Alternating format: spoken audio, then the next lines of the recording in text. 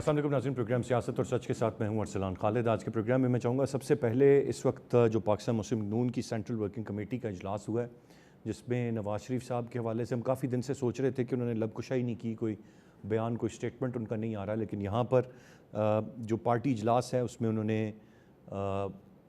जो खिताब किया है उसमें बड़ा वाज़ेह तौर पर उन्होंने दोबारा से माजी की तमाम तर चीज़ों को रिकॉल किया है।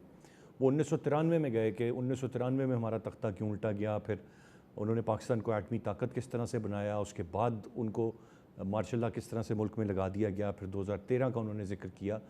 ये तमाम तर चीज़ें वो बारहा दोहराते आए हैं और दोबारा से आज इस मौके पर जब वो पार्टी के सदर बने हैं दोबारा से और कायम मुकाम सदर शहबाज शरीफ साहब को बनाया गया है और शहबाज शरीफ साहब ने ये कहा है कि जो पार्टी सदारत थी वो अमानत थी उनके पास और नवाज शरीफ साहब को लौटा दी गई है, तो वो दोबारा से अपने माजी पर नज़र डाल रहे हैं और जो ज़्यादतियाँ जो वो समझते हैं उनके साथ हुई हैं उनका दोबारा से हमें बड़ी हद तक तज़किरा करते हुए वो नज़र आते हैं। ऐसे में अब चूँकि हम पहले से ही सुन रहे थे कि जब वो पार्टी सदारत संभालेंगे फिर किस तरह से फॉल होंगे, फिर बाकी तमाम तर चीज़ें किस तरीके से वो आगे बढ़ाएंगे और फिर उनका बयानिया क्या होगा, उनका बयानिया मफाहमत का होगा, उनका बयानिया मज़ाहमत का होगा। माजी में बयानात आते रहे कि वो किसी के पास भी जाने के लिए बात करने के लिए तैयार हैं, बानी पीटीआई के पास भी जाने के लिए वो तैयार हैं। तो अब आने वाले दिन अहम होंगे ये देखने के लिए कि क्या पॉलिसी अपनाते हैं वो और किस तरह का रवैया अपनाते हैं वो जारहाना है, वो मफाहमत पर मबनी है और किस तरीके से पार्टी को वो फॉल करते हैं, क्योंकि यकीनन अगर 2013 के इलेक्शंस के बाद और फिर 2018 के इलेक्शंस के बाद अब 2024 के इलेक्शंस की बात की जाए तो पार्टी उतनी मकबूल नहीं रही, ख़ास तौर पर जो उसका गढ़ था वहाँ पर भी उसने अपनी मकबूलियत को बड़ी हद तक लूज़ किया है और उसकी वजह नून लीग के लोग नवाज शरीफ साहब की एब्सेंस को ही करार देते हैं। तो वो अब मौजूद होकर किस हद तक पार्टी को दोबारा से मकबूल बनाते हैं और किस तरह से आगे लेकर चलते हैं, ये एक अहम और देखने वाली बात होगी। मैं चाहूँगा प्रोग्राम के आगाज़ में हम इस मामले पर बात करें। इसके साथ साथ दीगर कुछ अहम इश्यूज़ हैं इस वक्त, जिनमें एक बड़ा इशू जिसको हवाई फायरिंग का नाम राना सनाउल्लाह साहब दे रहे हैं, वो CM KPK हैं जो आए रोज़ सख्त से सख्त बयानात, और हवाई फायरिंग एक दुरुस्त लफ्ज़ है जो वो दागते रहते हैं। विफाक पर चढ़ दौड़ने की बात, 15 दिन की मोहलत की बात, बिजली का बटन ऑन ऑफ करने की बात, ये तमाम तर बयानात हैं उनके, लेकिन विफाक का मानना ये है कि वो जो विफाक कहेगा वही करेंगे। ये सिर्फ महज हवाई फायरिंग है जो वो कर रहे हैं, लेकिन एक रियलिटी ये है जिसके अभी तक हम देख रहे हैं कि चीज़ें जिसके बाद से सामने आ रही हैं वो आज़ाद कश्मीर में होने वाले एहतजाज हैं। IG पुलिस को आज ओहदे से हटा दिया गया। कल एक ख़बर आई मुख्तलिफ़ ज़राए से कि उसमें कुछ ऐसे इंतशार पसंद हाथ भी मौजूद थे बीच में, कुछ लोगों ने मामलात को हवा भी दी। उसका एक इम्पैक्ट बहरहाल ज़रूर रहा है और उसके बाद से KP बिजली के मामले पर दीगर मामलात पर अपने मुतालबात रख रहा है और ये मसला इस वक्त महंगाई का या सर्वाइवल का वो सिर्फ कश्मीर या GB या किसी एक मखसूस जगह तक नहीं है, बल्कि पूरे मुल्क में सर्वाइवल एक अहम और बड़ा मसला है। महंगाई एक बहुत अहम और बड़ा मसला है और बहुत सारे लोग इंस्पिरेशन अगर लेते हैं कश्मीर से या अपने तय बाहर आते हैं या कुछ सियासी जमातें उन्हें एहतजाज पर लाती हैं, तो फिर मौजूदा हुकूमत के लिए डील करना इन तमाम तर मामलात को कितना एक बड़ा अपल टास्क और चैलेंज होगा। मैं चाहूँगा इन इशूज़ पर तफसील से आज के प्रोग्राम में हम बात करें। गेस्ट पार्टिसिपेंट्स का तारुफ कराता चलूँ। प्रोग्राम में हमें ज्वाइन कर रहे हैं अजीम चौधरी साहब, सीनियर तज्ज़ियाकार हैं, बहुत शुक्रिया सर आपके वक्त का। जुल्फ़िकार राहत साहब, सीनियर सहाफ़ी और तज्ज़ियाकार हैं, हमें प्रोग्राम में ज्वाइन कर रहे हैं। चौधरी साहब, गुफ्तगू का आगाज़ आपसे करते हुए कैसे देखते हैं सर, जो मैंने आगाज़ में बात कही, अब से कुछ देर पहले ही ये चीज़ें सामने आई हैं। नवाज शरीफ साहब वो कल परसों की बात नहीं करते हैं, वो 1993 में जाते हैं, शायद उससे भी माजी में वो जाएँ आने वाले दिनों में। अब तक तो 1993 में तख्ता क्यों उल्टा गया था, आई थिंक अभी तक सबसे पीछे वो यहीं तक गए हैं, और फिर वो आए 1999 में मार्शल लॉ लगाने और 27 साल की उनको सज़ा देने की बात, और फिर वो कहते हैं कि शायद उनको बिल्कुल ही उनका ख़ात्मा मकसूद था। फिर 2013 में किस तरह से उन्होंने मुल्क को बेहतर बनाया और वो चीज़ें जो उन्होंने दी वो उनका जिक्र करते हैं। ये अपने पार्टी के लोगों तक तो काफ़ी है ये तमाम तर चीज़ें, आम आवाम को अब उन्होंने रीच आउट करना है, जो कि अब बहुत बदल चुके हैं। जब वो मुल्क से गए थे तो बिल्कुल वो मुख्तलिफ सोच रखते थे लोग, अब बिल्कुल मुख्तलिफ अप्रोच और सोच रखते हैं। उनको किस हद तक कैटर कर पाएंगे नवाज शरीफ साहब और पार्टी को किस तरह से मकबूल बना पाएंगे? बहुत शुक्रिया। بہت مہربانی آپ کی. ایک مختصر بات کہہ لوں اور پھر اس کے بعد پوری بات کہہ لوں گا آپ کے سامنے. اگر مجھے کسی نئی پالیسی پر چلنا ہو، درگزر کرنا ہو، ماضی کے معاملات کو چھوڑنا ہو، دوستی کا ہاتھ بڑھانا ہو اور مل جل کر کام کرنا ہو، تو پھر میں ماضی کی تلخیوں کو یاد کر کے کوئی فائدہ نہیں حاصل کر سکتا. یہ سب کچھ تب کہا جا سکتا ہے یا کہا جاتا ہے جب میں یہ سمجھوں کہ میں بالکل درست تھا اور میں بالکل درست ہوں، اور جس کو میرے ساتھ کمپرومائز کرنا ہے وہ کر لے انہی شرائط پر. پاکستان کی پالیٹکس ہی نہیں، پوری دنیا کی پالیٹکس میں اتار چڑھاؤ آتا رہتا ہے، اور ان کے ساتھ شاید کچھ زیادہ اتار تھا اور زیادہ چڑھاؤ تھا. یہ ان کی اپنی حکمت عملی کا نتیجہ تھا. انہیں کسی نے مجبور نہیں کیا تھا کہ وہ سہاروں کے ذریعے، آئی جی آئی کے ذریعے، فوجیوں کے ذریعے، پولیٹیکل پارٹیز کے ذریعے، مینوورنگ کے ذریعے برسر اقتدار آتے اور برکت سے محاذرائی کرتے. کسی نے نہیں کہا تھا. کسی نے نہیں ان کو یہ باقی ساری چیزیں کہی تھیں جن کے بارے میں وہ اپنی ایک رائے رکھتے ہیں، لیکن اس سے دوسری رائے دوسرے لوگ رکھتے ہیں، اور وہ رائے بھی غلط نہیں ہے اگر ان کی رائے کو درست مان لیا جائے. اور مان لیتا ہوں کہ وہ ٹھیک کہہ رہے ہیں، بہت ذمہ دار آدمی ہیں. لیکن جو لوگ اس وقت کی پالیٹکس کو جانتے ہیں، اس وقت میدان میں موجود تھے، ان کی کہانی اس سے کچھ مختلف ہے. دوسری بات جو میں آپ سے گزارش کرنا چاہوں گا وہ یہ کہ مجھے اس سے کیا غرض ہے ایک عام شہری کے طور پر، کہ میں بھوکا مروں، میں بے روزگار ہوں، میرے گھر میں بجلی نہ ہو، میرا تیل پیٹرول مہنگا ہو، میرے بچوں کی ایجوکیشن مفت نہ ہو جو کمپلسری ہونی چاہیے، جی میری صحت کی حالت خراب ہو، مجھے دوائی ملے تو جعلی ملے اور پھر ملے ہی نہ، اور مجھے وہ جو زندگی کی سہولیات ہیں وہ تو نہ ملیں، لیکن میری عزت نفس کو بھی ہر روز مجروح کیا جائے کسی نہ کسی طریقے سے. تو اگر میاں نواز شریف کا یہ رائٹ ہے کہ وہ اپنی ذات کو سامنے رکھ کر اپنی پالیٹکس کرنا چاہتے ہیں، تو پھر 25 کروڑ عوام ایسا کیوں نہیں کریں گے؟ لیڈر کا یہ کام ہے کہ وہ لوگوں کی رہنمائی کرے، اور سیاستدان کا یہ کام ہے کہ وہ نہ ہونے والی چیز کو کر کے دکھائے. آج اگر بجلی پاکستان میں نہیں ہے تو اس لیے نہیں ہے کہ ہمارے پاس کارخانے نہیں ہیں، اس لیے نہیں ہے کہ ہم نے جو سودے کیے تھے بجلی کے کارخانے داروں کے ساتھ وہ غلط تھے، وہ نامناسب تھے، ہم نے دور اندیشی سے کام نہیں لیا تھا. ہم نے اس وقت پولیٹیکل سکور حاصل کرنے کے لیے اس بات کو محسوس کرتے ہوئے کہ بجلی نہیں ہے، بجلی مہیا کرنے کی کوشش کی، لیکن 33 سال کے پروجیکٹس کو ہم نے عوام کے گلے میں ڈال دیا. سرکولر ڈیٹ اتنا زیادہ بڑھ گیا کہ ہم سود اور سرکولر ڈیٹ پر بھی سود دیتے دیتے مر جائیں گے، ہماری عمریں ختم ہو جائیں گی. لیکن یہ معاملہ ٹھیک نہیں ہوگا. اگر ایک کا ٹھیک ہوگا تو دوسرے کا خراب ہوگا، رائٹ. دوسرے کا خراب ہوگا تو تیسرے کا ٹھیک نہیں ہوگا.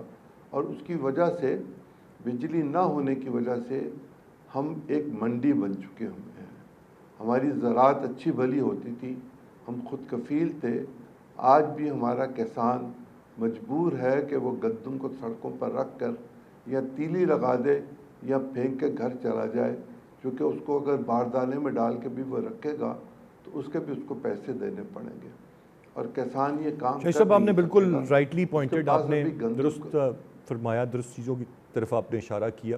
اور یقیناً نواز شریف صاحب کے حوالے سے جو آپ نے بات کہی، جو میں سمجھ پایا وہ یہ کہ وہ لیڈر ہونے والی انہوں نے بات شاید اس طرح سے نہیں کی ہے، وہ صرف اپنے گریونسز، اپنے معاملات کا تذکرہ کر رہے ہیں. جاوید صدیق صاحب نے بھی ہمیں جوائن کیا. میں ذوالفقار راحت صاحب کی جانب بڑھوں گا، پھر جاوید صاحب سے پوائنٹ آف ویو لوں گا. ذوالفقار صاحب، کس طرح دیکھتے ہیں آپ دوبارہ سے ایک واپسی نواز شریف صاحب کی؟ ویسے تو واپسی کی توقع جب وہ واپس آئے تھے تو سارے بہت سرٹن تھے، شور تھے کہ نواز شریف صاحب واپس آئے ہیں، وہ ملک کے ایک مرتبہ پھر وزیر اعظم بننے جا رہے ہیں. پھر 8 فروری کے نتائج نے کچھ اور ثابت کیا، وہ وزیر اعظم نہیں بنے. اب وہ پارٹی کی قیادت سنبھال رہے ہیں، پارٹی کو آگے لے کر چل رہے ہیں. کیا امپیکٹ ڈال سکیں گے, کیا چیزیں لا سکیں گے جو کہ شہباز شریف صاحب یا مریم صاحبہ نہیں لا پائے؟ اب کچھ تبدیلی وہ لے آئیں گے, مقبول کر دیں گے پارٹی کو, اپنا جو میں نہیں کہتا کہ پورے پاکستان, لیکن جو ان کا گڑھ سمجھی جاتی تھی جگہیں, کیا وہاں اپنا ہولڈ دوبارہ بنانے میں کامیاب ہو جائیں گے؟ اسلام خالد بھائی, ہمارے کچھ قومی ایشوز ہیں اور اس میں ایک ایشو تو اب یہ پیدا ہو گیا ہے کہ ہم لیڈر لیس بھی ہیں اور ڈائریکشن لیس بھی ہیں قومی طور پہ, اور قومی سطح کے اوپر ہماری جو لیڈرشپ ہے بدقسمتی سے وہ بلیم گیم سے نہیں نکل رہی. ہر لیڈر کے پاس ایک لمبی چوڑی لسٹ ہے, اپنا رونا دھونا ہے اور اپنے ماضی کے قصے اور کہانیاں ہیں. یہ صرف نواز شریف صاحب کے پاس یہ بیانیہ نہیں ہے, یہ عمران خان صاحب بھی اسی طرح کا اب لمبا چوڑا ایک پورا مضمون رکھتے ہیں اور اسی طرح کے گلے شکوے وہ کرتے ہیں کہ میرے ساتھ یہ ہوا. بھٹو صاحب سے شروع ہو جائے, بلکہ پیچھے چلے جائے فاطمہ جناح سے لے کے, یہ 75-76 سال کی کہانی ہے. زرداری صاحب سے لے کے یہ سارے کے سارے جو سیاستدان ہیں, ہر شخص اسی طرح کا آپ کو بیانیہ دیتا ہوا نظر آئے گا کہ میرے ساتھ یہ ظلم ہوا, مجھے اگر نہ روکا جاتا تو میں بس پیرس بنانے ہی والا تھا اس ملک کو, بس میں تھوڑا سا لیٹ ہو گیا تو میں پتہ نہیں ملک کو کہاں سے کہاں لے جاتا. لیکن میں جب ان سے سوال کرتا ہوں, بھی ایک پاکستانی بھی ایک جرنلسٹ, کہ بھائی یہ گلے آپ کر کس سے رہے ہو, اب یہ شکوے کس سے کر رہے ہو؟ کیا نواز شریف صاحب کو عمران خان صاحب نے اندر دیا تھا؟ کیا زرداری صاحب جب اندر گئے تھے تو کیا نواز شریف صاحب نے پریکٹیکلی وہ سارا کچھ کیا تھا, یا کچھ اور لوگ کروانے والے تھے؟ اور جو کروانے والے تھے آپ تو آج پھر ان سے اقتدار کی بھیک مانگ رہے ہیں. نواز شریف صاحب واپس آئے تھے تو طے کر کے آئے تھے, آج سسٹم سے باہر ہیں تو اس کی پراپر انہوں نے کاسٹ وصول کی ہے, بیٹی کے چیف منسٹر بننے کی صورت میں, بھائی کے پرائم منسٹر بننے کی صورت میں, سمدھی کے ڈپٹی پرائم منسٹر بننے کی صورت میں, باقاعدہ طور پہ جیسے کہتے ہیں نا تول کے ایک ایک سینٹ کے حساب سے پوری قیمت وصول کی ہے. اب قیمت وصولی کے بعد ماضی کی اسٹیبلشمنٹ بھی بری تھی, ماضی کی عدلیہ بہت بری تھی, آج کی عدلیہ بہت اچھی ہے, آج کی اسٹیبلشمنٹ بہت اچھی ہے. اب اگلا بیانیہ جو آئے گا اس میں مجھے سمجھ نہیں آ رہی کہ اس میں آج کی اسٹیبلشمنٹ پھر بری ہو جائے گی ایک دفعہ, یا عدلیہ کے کچھ لوگ مزید برے ہو جائیں گے, یہ کیا ہوگا؟ یہ ساری جو کہانی ارسلان خالد صاحب آپ دیکھ رہے ہیں, ہم ایک دائرے کے اندر گھوم رہے ہیں. صحیح کہہ رہے ہیں, ہماری بدقسمتی یہ بھی ہے کہ ہماری معاشرے میں, ہمارے سوسائٹی کے اندر, ہمارے ملک کے اندر, 25 کروڑ کے اس ملک کے اندر کوئی بڑا نہیں رہا جس قبیلے کے اندر, جس خاندان کے اندر, جس معاشرے کے اندر بڑا نہ ہو کہ کسی کی عزت ہی نہ ہو. یعنی کوئی ایک شخص ایسا نہ ہو کہ جس پہ لوگ اعتبار کرنے کو تیار ہوں. کئی ادارے تھے ان کا برہم ختم ہو گیا, کئی لوگ تھے, کئی بڑی بڑی سیٹوں پہ بیٹھے ہوئے لوگ تھے, ان کا برہم ختم ہو گیا. آج آپ بتائیں کہ چیف جسٹس صاحب کے بارے میں, عدلیہ کے بارے میں لوگ کیا بات کر رہے ہیں, پرائم منسٹر کے آفس کے بارے میں کیا باتیں ہو رہی ہیں, ہمارے اداروں کے بارے میں کیا باتیں ہو رہی ہیں. ہمارے ایک اوورآل نیشنل کرائسس ہے, ایک مورل کرائسس ہے, اور ہم اس کرائسس میں اس حد تک آگے چلے گئے ہیں کہ ہم یہ سوچتے ہی نہیں کہ ہم کر کیا رہے ہیں. یعنی آپ اپنا سارا پیسہ یہاں سے سمیٹ کر کبھی انگلینڈ لے جاتے ہیں, کبھی امریکہ لے جاتے ہیں, کبھی سوئٹزرلینڈ بینکوں میں پھینک دیتے ہیں. میں صرف نواز شریف صاحب کی بات نہیں کر رہا, میں سارے الیٹ کلب کی بات کر رہا ہوں. اور وہ سارا الیٹ کلب جو ہے آج لوگوں کو دعوت دے رہا ہے کہ پاکستان کے اندر انویسٹمنٹ کریں. یعنی یہ لوگوں کو اتنا بیوقوف سمجھتے ہیں, اتنا پاگل سمجھتے ہیں انویسٹرز کو, کہ وہ انویسٹر ان سے سوال نہیں کرے گا کہ بھائی جان آپ کے اپنے پیسے تو باہر پڑے ہوئے ہیں, اگر یہاں پہ اتنی بڑی اپرچونٹی ہے تو آپ کے بچے باہر کیوں بزنس کر رہے ہیں, آپ چائنا کے اندر بزنس شفٹ کرنے جا رہے ہیں تو یہاں پہ کارخانے لگائیں نا پاکستان کے اندر. ہمیں آپ کہتے ہیں کہ جی آپ یہاں پہ آ کے لگائیں, تو یہ ایک طرح سے مذاق ہو رہا ہے. ابھی نواز شریف صاحب آج صدر بن گئے, کل شہباز شریف صاحب صدر تھے, مریم صاحب آپ چیف منسٹر بن گئی. مجھے ان خبروں سے زیادہ دلچسپی اس بات سے ہے جو عظیم چوہدری صاحب نے بات کی کہ عام آدمی کا کیا بنے گا. کوئی عام آدمی کا بھی بیانیہ ہے, اس بیچارے کے ساتھ بھی کوئی سمجھوتا کرنے کو تیار ہے کہ اس کا روٹی کپڑا اور مکان, اور آج جو حالت ان کی بن چکی ہے, عام آدمی خودکشی پہ مجبور ہے، اس کو فیسیں دینے کے لیے ذوالفقار پیسے نہیں ہیں، دوائیاں لینے کے ذوالفقار لیے صاحب پیسے نہیں ہیں، آپ نے جو اصل یہ دوائیاں پورا دستیاب نہیں نقشہ ہیں۔ بیان کیا تو ہے نواز شریف صاحب ذوالفقار اگر صاحب جو یہ آپ نے نواز پوری ایک شریف صاحب صورتحال کو بیان کی ہے عوام کے لیے پیش کرتے تو زیادہ اس میں بہتری ہوتی کہ میاں نواز شریف صاحب دوبارہ سے گسا بندی کر رہے ہیں اور عام آدمی کے لیے سوچ رہے ہیں۔ رائٹ، آپ نے جو یہ پوری کی پوری صورتحال بیان کی ہے، اس میں جو ہمارے پاس کرنٹ لاٹ اویلیبل ہے، جو اس وقت برسر اقتدار ہے یا اپوزیشن میں ہے یا کوئی پابند سلاسل ہے، یہ تمام تر چیزیں کون ہے جو جس کو آپ سمجھتے ہیں جینوئنلی عوام کا درد ہے؟ یا عوام تو کسی نہ کسی کو مسیحا بنا لیتے ہیں، کسی کو ووٹ دیتے ہیں، کسی کی مقبولیت ان کے ذہن میں ہوتی ہے، لگتا ہے کہ کوئی ایک ٹرو لیڈر۔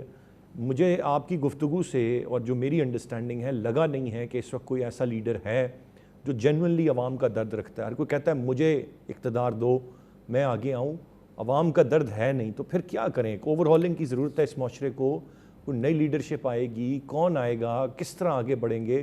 آپ نے خود کہا کہ کم دائرے میں گھوم رہے ہیں، and I totally agree. How do we get out of this بھائی؟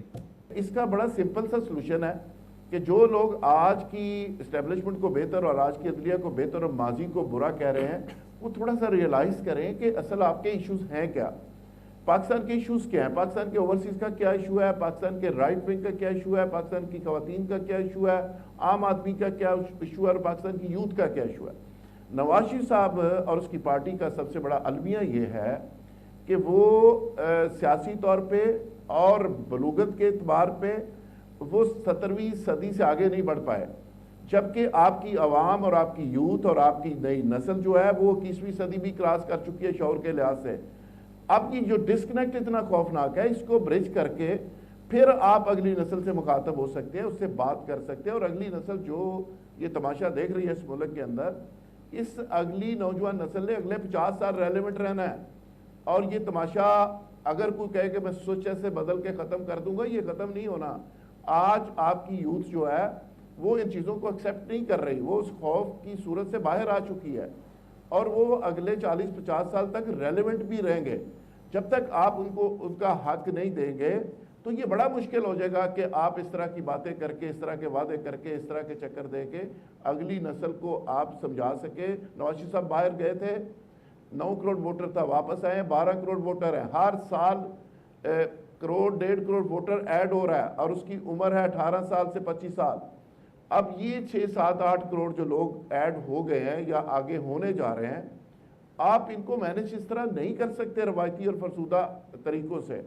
اس کے لیے آپ کو کوئی جامعہ پلان دینا پڑے گا، اور سب سے بڑی بات یہ ہے کہ تمام سیاستدانوں کو بیٹھنا پڑے گا کہ بھائی آپ ایک دوسرے کو برا بھلا کہہ رہے ہیں، آپ استعمال ہو رہے ہیں، یا واقعی نواز شریف کو عمران خان نے ٹف ٹائم دیا، عمران خان نواز شریف دے رہا ہے، یا کہیں اور سے یہ سب کچھ ہو رہا ہے اور آپ لوگ استعمال ہو رہے ہیں۔ تو آج نواز شریف صاحب کو ایک اسٹیٹ مین کا رول پلے کرنا چاہیے تھا۔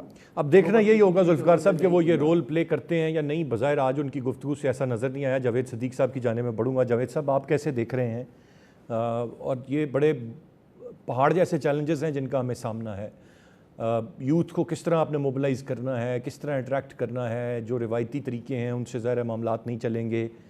اب سمجھتے ہیں آپ کہ یہ کچھ کر پائیں گے؟ نواز شریف صاحب کنیکٹ کر پائیں گے with the youth? Age group تو سیم ہے، جو 3-4 بڑی ہماری جماعتیں ہیں ان کی جو ٹاپ لیڈرشپ ہے اس کا ایج گروپ آلموسٹ تقریباً ایک ہی جیسا ہے، لیکن یوتھ کو کون کیٹر کرے گا اور کس طرح سے زیادہ کرے گا؟ اور نئے ووٹر جن کا ذکر ذوالفقار راج صاحب نے کیا جو ایڈ آن ہو رہے ہیں ہر دفعہ۔ دیکھیے، میں سمجھتا ہوں کہ جتنا جلدی نواز شریف اور ان کے ہم عمر جو باقی ہمارے لیڈرز ہیں پرانے، وہ اس حقیقت کو پہچان لیں کہ پاکستان تبدیل ہو گیا ہے، اور پاکستان بہت تیزی سے تبدیل ہوا ہے پچھلے 10 سے 15 برس کے اندر۔ جو بچہ 15 سال کا یا 12 سال کا تھا وہ 28 اور 30 پہ پہنچ گیا، ووٹر بن گیا، شاید وہ باپ اور ماں کا رول ان کا اب شروع ہو گیا ہے، اور ایک نئی نسل جو ہے ابھر کے سامنے آ رہی ہے جو کہ 63% ہے، کچھ لوگ کہتے ہیں 64% ہے۔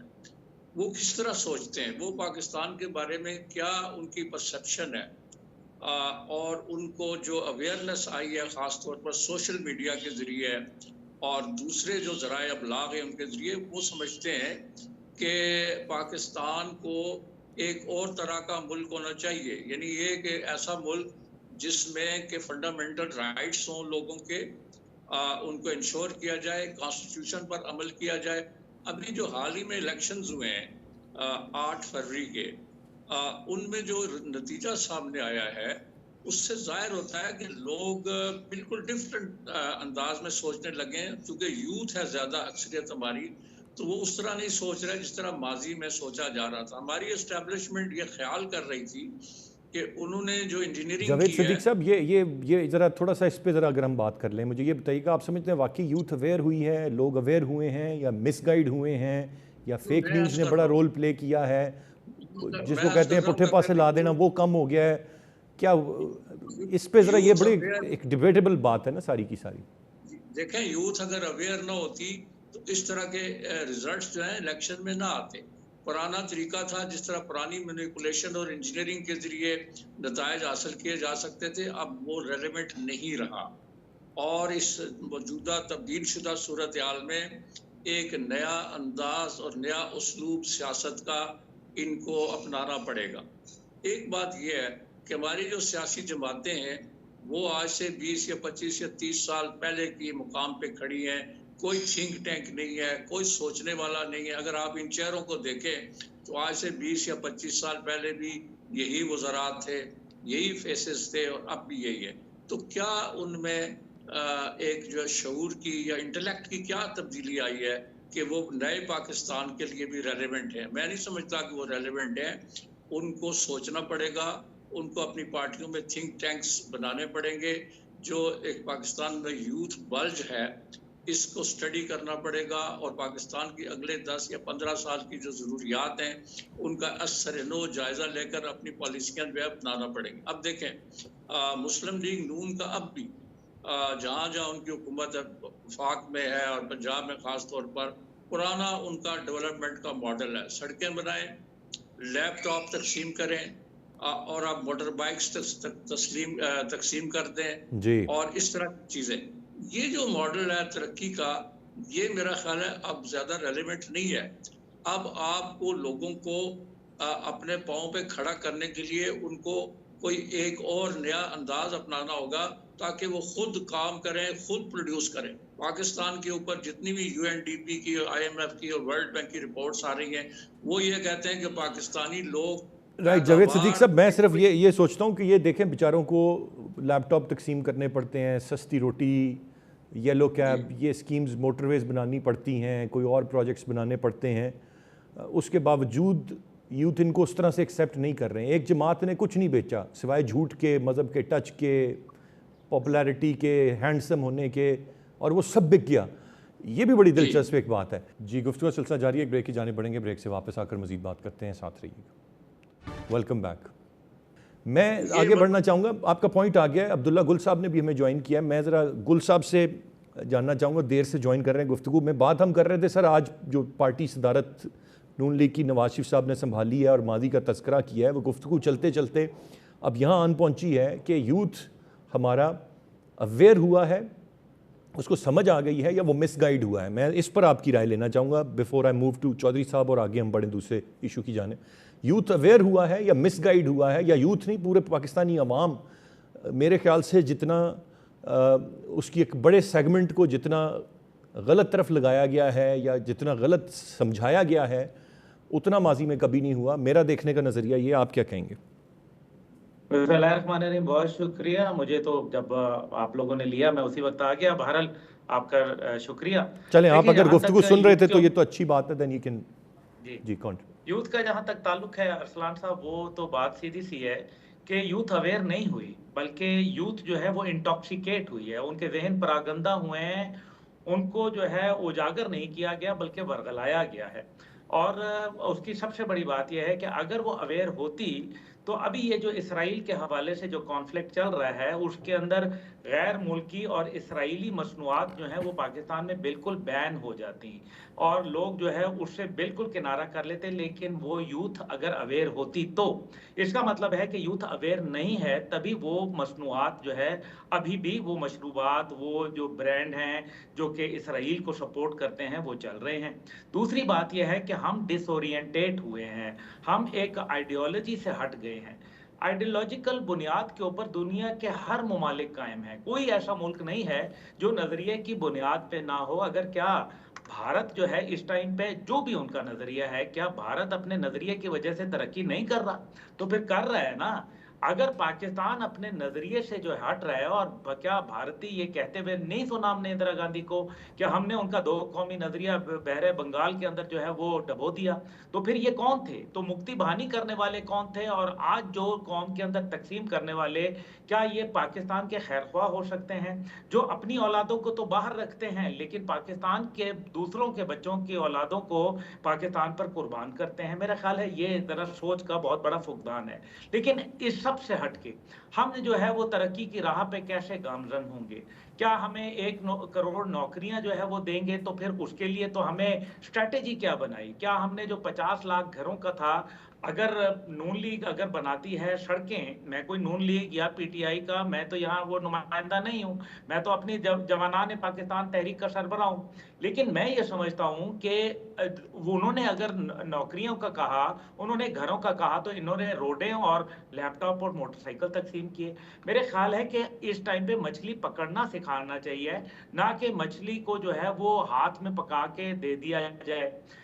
बिल्कुल दुरुस्त बात जावेद साहब ने जैसे फरमाया, हमें जो है वो जॉब क्रिएशन करनी है, आईटी के शोबे के अंदर आगे बढ़ना है, पाकिस्तान के अंदर जो है अमन और सिक्योरिटी की फिजा को कायम करना पड़ेगा। और जब तक हम ये नहीं कायम करेंगे इंसाफ की बुनियादों के ऊपर, हम आज़ाद अदलिया की, मेरी तहरीक जवानान जो है वो आज़ाद अदलिया की हामी है, लेकिन साथ ही साथ वो एहतसाब भी चाहती है अदलिया की, वो अकाउंटेबल अदलिया को भी बात करती है।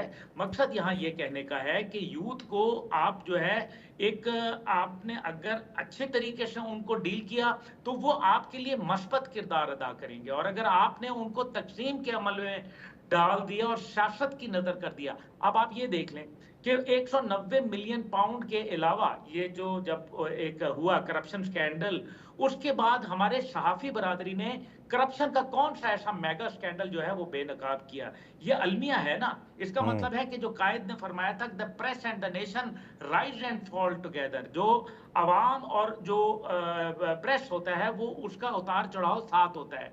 इसलिए मेरे ख्याल में हमें तहकीक की जरूरत है, हमें तालीम की जरूरत है, शऊर की जरूरत है। ये शऊर नहीं जो गालियां देता है, ये शऊर नहीं जो कलमा तैयबा के ऊपर डंडे मारता है, ये शऊर नहीं जो अपने ही इदारों को आग में झुलसा देता है, ये शऊर नहीं जो लोगों के घरों की माँ बहनों की बेटियों की इज्जतों को पामाल करता है, बल्कि वो शऊर जो कि अल्लाह के नबी ने हमें दिया था, वो शऊर जो इंसानियत हमें देती है, वो शऊर जिसके अंदर हम इंसाफ के तकाजे पूरे करते हैं और अपने मुल्क को तामीर और आपने तरक्की दुरुस्त की फरमाया तरफ अब्दुल्ला लेके भाई। जाते हैं, ना कि आग के अंदर झुलसाते हैं। राइट सर, पॉइंट आ गया। मैं चौधरी साहब की जानिब बढ़ूंगा। चौधरी साहब, मैं ज़रा दूसरे मामले पे आता हूँ। ये तो हमने इस पर बात कर ली। अब वो मामला ये है कि पहले आपने देखा कश्मीर में जो हंगामे हुए, फिर रिलीफ दिया गया, साथ ही उधर से गंडापुर साहब ने आवाज़ उठाई और उन्होंने कहा जी कि 15 दिन की मैं डेडलाइन दे रहा हूँ, बटन ऑन ऑफ नहीं तो मैं करूँगा। विफाक पर चढ़ दौड़ने की बातें वो माजी में कर चुके हैं, नई बात नहीं है। एक तो ये एक तरीक़ाकार है एक सियासत का जो कि एक जमात नहीं सीखी, और उसके बावजूद भी वो इतने ही एग्रेसिव रहते हैं। शायद उनको लगता है कि पब्लिक इस तरह की चीज़ पसंद करती है और वो पब्लिक को ही खुश करने के लिए इस तरह के बयानात देते हैं, जो कि यकीनन एक मुस्बत तासुर नहीं देती चीज़ें। एक तो इस पर ज़रा कमेंट करें। साथ ही ये जो महंगाई वाला मामला है, इस पर कीपिंग इन व्यू कि कोई सियासी जमात लीड करे या आवाम खुद ही इतने तंग आएँ, और जिन्होंने अभी आना है बिजली के बिलों से, मामलात से, वो खुद ही सड़कों पर आएंगे और वो भी इंस्पायर होंगे और मुतालबा करेंगे कि हमारे मसाइल हल करें, तो फिर गवर्नमेंट किस तरह डील करेगी? जो पिछला टॉपिक था उस पर दो फिक्रे कहने की इजाज़त दीजिए। जी प्लीज़। हम 93 की बात कर रहे थे। 93 में जो बच्चा पैदा हुआ था वो आज 2 बच्चों का बाप होगा। हमारे यहाँ जिस तरह शादी होती है छोटी उम्र में, उसको क्या पता जो 90 में पैदा हुआ था या 93 में पैदा हुआ था। 12, 13, 14 साल की उम्र तक तो ये समझ ही नहीं होती कि हो क्या रहा है और क्यों हो रहा है। सही। और जिस वक्त उसके अपने 2 बच्चे हो गए तो उन 2 बच्चों के लिए वो फ़िक्र करेगा या वो मुझे वज़ीर आज़म बनाने की फ़िक्र करेगा। उसके अपने मसाइल हैं, वो अपने मसाइल में घिरा हुआ है। वो कर्ज के नीचे दबा हुआ है। वो प्रॉपर्टी टैक्स के मामलात से ही जान नहीं छूट रही। वो अब सिम बचाने की कोशिश करेगा। वो परचून की दुकान किसी जगह पे खोल के बैठा है तो उसमें भी वो मुश्किल में फंस गया है। सारा मुल्क टैक्स देता है, हम माचिस की तीली जो इस्तेमाल करते हैं वो भी उस पर GST लिया जाता है। खराबी कहाँ है? खराबी है वो लोग जो टैक्स के बारे में पॉलिसी बनाते थे, या वो जो इस मुल्क के ख़जाने के मालिक थे, जिनकी तारीफ़ आज भी की गई और उनका बदतरीन दौर था। माजी के हवाले से अगर देखा जाए तो पाकिस्तान के पहले 40 साल 6% ग्रोथ एवरेज है, और अब अगर हम 2% पे भी आ जाएं तो हम समझेंगे कि हमने बड़ा मार्का मार लिया हुआ है। पाकिस्तान को मिलने वाले वसाइल जिस तरह हुक्मरानों ने इस्तेमाल किए और जहाँ किए उसका ऑडिट नहीं किया, उस पर किसी की बाज़पुर्स नहीं की गई, वो पैसे कहाँ गए? ये कोई हमें बता दे कि जो मंसूबे हमने बनाए थे क्या वो नाकामी के लिए बनाए थे, या हम उनकी कामयाबी के लिए कोई कोशां भी थे? नीलम झेलम भी हमने बनाया था, कहाँ खड़ा है वो? ये दासू की बात जो चल रही थी ये कहाँ है? हम सब जानते हैं कि हाइडल से बिजली सस्ती है, 80 रुपये का यूनिट हमें देना पड़ रहा है, और अब जो लोग अल्लाह की दी हुई धूप से बिजली लेना चाहते हैं उन पर भी हम टैक्स लगाना चाहते हैं। जिस कीमत पर वोपडा या ISCO या कोई कंपनी बिजली फराहम करती है, क्या वो सोलर से पैदा हुई हुई बिजली उस कीमत पर ख़रीदने के लिए तैयार है? अगर है तो फिर तो ठीक है। हमारी मईशत तबाह हो गई, और उसकी एक बड़ी वजह ये थी कि हमें कर्ज की और डॉलराइजेशन की आदत पड़ गई। हम डॉलर देखते थे, हम ये समझते थे कि अगर हम किराए के टट्टू बन जाएं तो हमें पैसे मिल जाएंगे और हम सब चीज़ों को फतह कर लेंगे। ऐसा नहीं होता। कौमों की ज़िंदगी में फैसला करना पड़ता है दूरअंदेशी के साथ और वसीउल कल्बी के साथ। अगर मैं ये समझूं कि सिर्फ आज के पैनल में मैं ही बात कर सकता हूं, बाकी कोई साहब बात नहीं कर सकते, तो मुझसे ज़्यादा अहमक कौन होगा? मैं ही हूँगा और तो कोई नहीं होगा। हमारे यहाँ जो हुकूमत आई वो ये सोच कर आई कि पाकिस्तान का जो नेशनल प्रोग्राम होता है उसको सामने रखते हैं। वो प्लानिंग कमीशन से मिल जाता है, एडवांस मिल जाता है, उसको सामने रख के अपना मैनिफेस्टो तैयार करते हैं। वसाइल की फ़िक्र ही नहीं होती, वसाइल का पता ही नहीं होता कहाँ से आएगा। बजट के वसाइल के लिए कर्ज लिया जाता है। एक ज़माना था, जावेद सिद्दीक साहब को पता होगा इस बात का, पूरी तरह उन्हें अंदाज़ा होगा कि पाकिस्तान रेलवेज़ का अलग से बजट आया करता था। अब पाकिस्तान रेलवे की जो हालत है वो PIA और स्टील मिल से ज़्यादा बुरी है। वो तमाम चीज़ें जो हमने फ़ख्रिया अंदाज में अपनाई थी या बनाई थी या ख़रीदी थी या डेवलप की थी, अब उनकी हिफाजत जो है वो हमसे नहीं हो रही। हम उसकी हिफाजत के लिए जितने पैसे खर्च करते हैं, हम उस पैसों में स्टील मिल नहीं चला सकते। हम तो गवादर नहीं चलाने में कामयाब हो सक रहे। जहाँ एयरपोर्ट भी बन गया, जहाँ रोड भी बन गए, जहाँ पूरा इंफ्रास्ट्रक्चर आ गया, हम गवादर को डेवलप करके जहाज वहाँ से रवाना हो सके या वहाँ लंगर अंदाज, वहाँ पर हम जहाज लंगर अंदाज नहीं कर सकते। और अगर यही सूरत हाल हमारी रहेगी और मैं और मेरी जमात इससे आगे मैं नहीं जाऊँगा, मैं ये देखना ही नहीं चाहूँगा कि ग्वाल मंडी की गली में रहने वाला वो बच्चा जिसके पास पहनने के लिए कपड़े नहीं हैं, उसकी बीमारी में उसके लिए क्या सोचा जाएगा, उसके माँ बाप क्या करेंगे।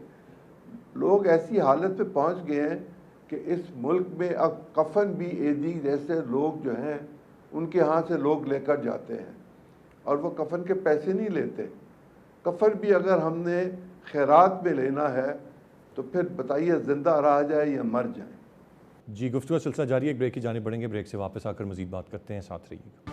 Welcome back.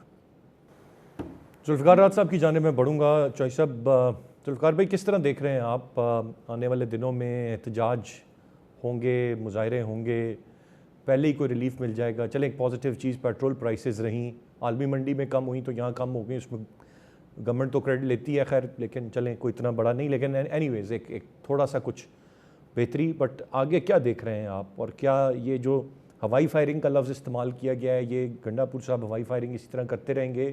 یہ کہیں رکے گی؟ ان کا کوئی طرز سیاست تبدیل ہوگا یا نہیں ہوگا، یا صرف یہ محض دل پلے ٹو دا پیویلین کہ بس ٹھیک ہے اسی طرح ہی چلنا ہے؟ اسلان بھائی، مسئلہ ایک علی امین گنڈاپور کا نہیں ہے. مجھے تو سارے ہی علی امین گنڈاپور ہی نظر آتے ہیں. جب آپ کے پاس پروگرام نہیں ہوتا، آپ کے پاس کوئی ایسی تھنکنگ، کوئی وزڈم، کوئی سوچ نہیں ہوتی، کوئی روڈ میپ نہیں ہوتا، تو پھر آپ ہوائی فائرنگ ہی کرتے ہیں.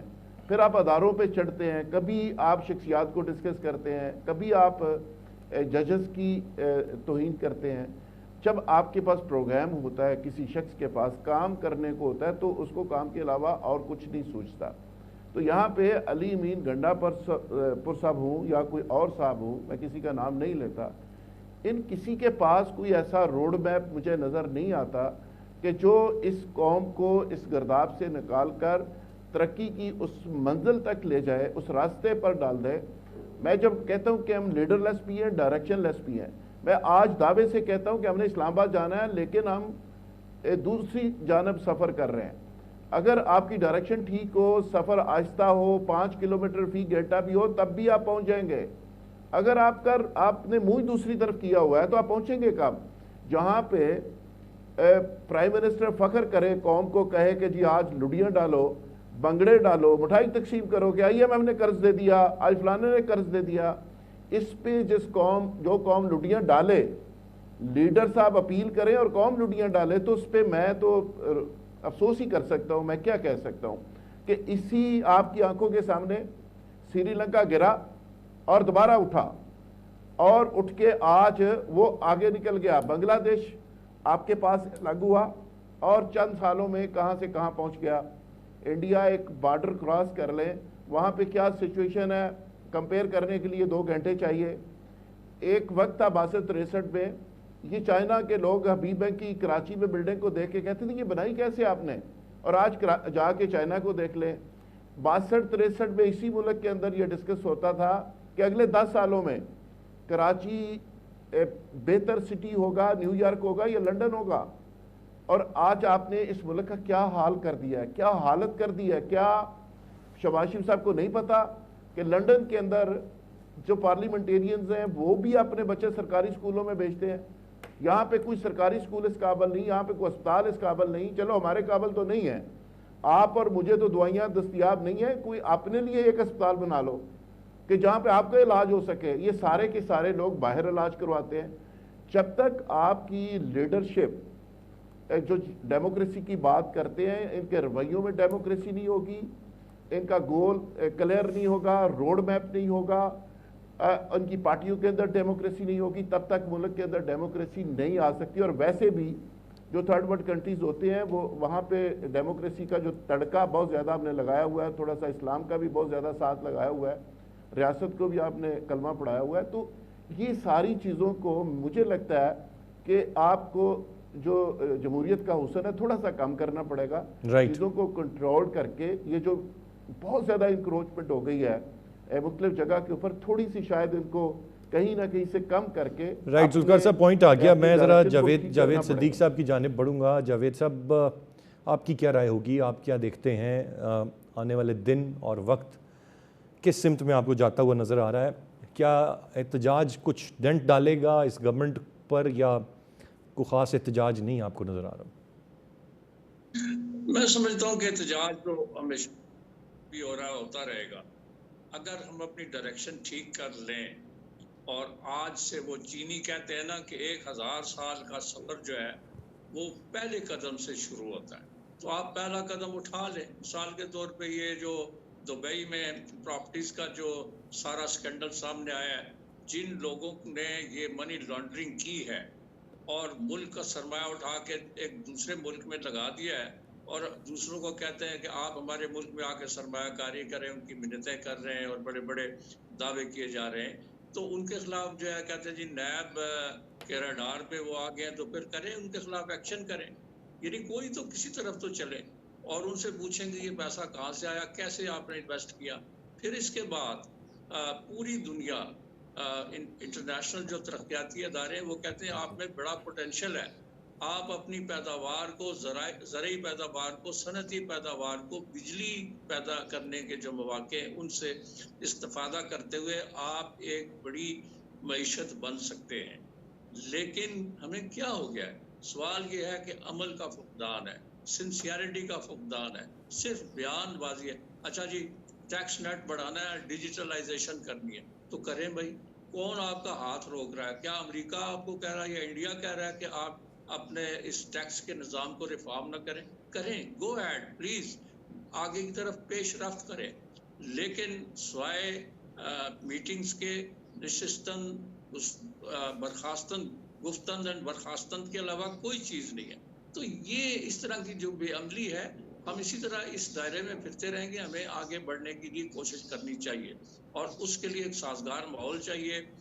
اور یہ ساری باتیں کرتے ہیں جی ہم مفاہمت چاہتے ہیں، ہم مساق جمہوریت چاہتے ہیں، ہم مساق معیشت چاہتے ہیں، تو کون یہ کر کے دے گا آپ کو؟ آپ نہیں کرنا ہے۔ آپ قدم اٹھائیں، آگے بڑھیں، ملک کو اس مخمصے سے، اس خوفناک صورتحال سے نکالیں۔ ہم پر تو لوگ اب طنز کرنے لگے۔ دیکھیں مودی جو ہے اپنی الیکشن کیمپین کے اندر ہر روز پاکستان کو جگتیں کر رہا ہے، اور یہ چند سال پہلے پاکستان اور انڈیا آلموسٹ برابر تھے۔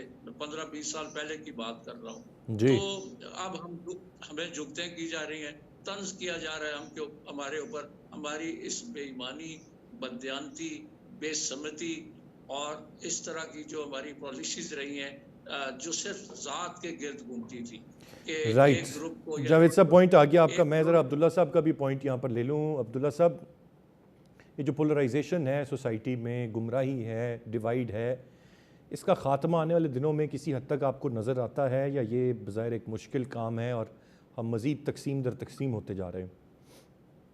دیکھیں ارسلان صاحب، بات یہ ہے کہ جب تک کہ آپ قانون سازی نہیں کریں گے اور قانون پر عمل درآمد نہیں کرائیں گے، بہت سارے قوانین موجود ہیں لیکن ان کے اوپر عمل بالکل نہیں نظر آتا۔ اگر نہیں نظر آ رہا تو پھر اس کے اندر پھر کون کروائے گا؟ تو پھر جو مقننہ، انتظامیہ اور عدلیہ، یہ تین ایسے ہیں جو پاور پلرز ہیں اور ان کی بنیاد کے اوپر پاکستان کھڑا ہے۔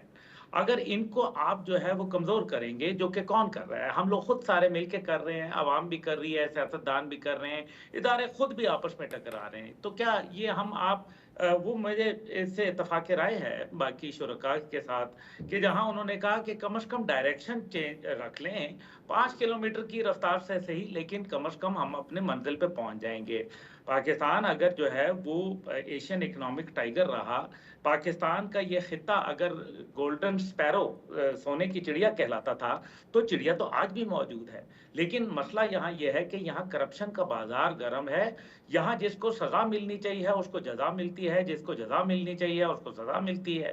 ابھی آپ دیکھ لیں گندم کا ہی بحران کا حال دیکھ لیں کہ جو گندم کا سکینڈل ہے، اتنا بڑا سکینڈل ہے، اور اس کے لیے ہماری آنے والے جو وقتوں میں جو ہمیں دقت آئے گی، اب جو کپاس کے حوالے سے ہمیں کمزوری آ رہی ہے، 70% جو ہے کم فصل لگائی گئی ہے کیونکہ پیسے نہیں تھے کسان کے پاس، جو اگلی دفعہ مجھ سمیت بہت سارے کسان جو ہیں انہوں نے تہیہ کیا ہے کہ ہم گندم نہیں لگائیں گے۔ کیوں نہیں لگائیں گے؟ کیونکہ ہمیں پتہ ہے کہ ہمیں نقصان ہو گیا، تو اس لیے کوئی بھی نہیں لگائے گا۔ اب مسئلہ یہاں یہ ہے کہ ایک طرف جو ہے آپ ریاست کو چیلنج کر رہے ہیں، بجائے دیکھیں نا، اگر علی امین گنڈا پور صاحب وغیرہ یہ وہ ہیں جن کو پورے پاکستان نے دیکھا، خیبر پختونخوا نے دیکھا، جس قسم کے مظاہروں اور جس قسم کی جو حرکات میں یہ 9 مئی کے حوالے سے ملوث تھے، سب نے دیکھا، لیکن آج وزیر اعلیٰ لگے میں ہیں۔ تو پھر وہی والی بات ہے نا، جس کو سزا ملنی چاہیے اس کو جزا مل رہی ہے۔ ابھی اگر وہ کہتے ہیں کہ جی میں قبضے کروں گا، میں جو ہے وہ چوروں کو، بجلی چوروں کو اون کرتا ہوں،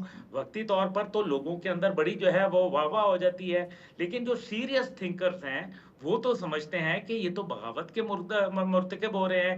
جو ابھی وہ بتا رہے ہیں کہ جی ہم نے دیکھ لیا ہے کہ ریاست کی کیا طاقت تھی کشمیر میں، ایسی بات نہیں ہے۔ रियासत ताकत इस्तेमाल करना नहीं चाह रही थी, वो गलत फैसले थे। वहाँ की हुकूमत जो है कश्मीर की, उनके मेरे ख्याल में फैसलों के ऊपर नजरसानी होनी चाहिए, कोई कमीशन बनना चाहिए। बहरहाल वो एक अलहदा, लेकिन क्या ताकत की बात जहाँ की जाती है, क्या मैसेज आप दे रहे हैं? आप जो है वो अफ़ाम व तफ़हीम की देखिए ना, एक जब सीनियर आदमी हो जाता है उसको क्या करना चाहिए? उसको ये राइट गुल बोलना साहब, चाहिए मैं फेंटा आपका लगाऊंगा। पॉइंट आ गया सर, मेरे पास वक्त ख़त्म हो रहा है। बहुत शुक्रिया अदा करना चाहूँगा अपने सभी रिस्पेक्टेबल गेस्ट का। आज के प्रोग्राम से इतने ही। अरसलान खालिद को इजाज़त दीजिए, अल्लाह ने के बाद।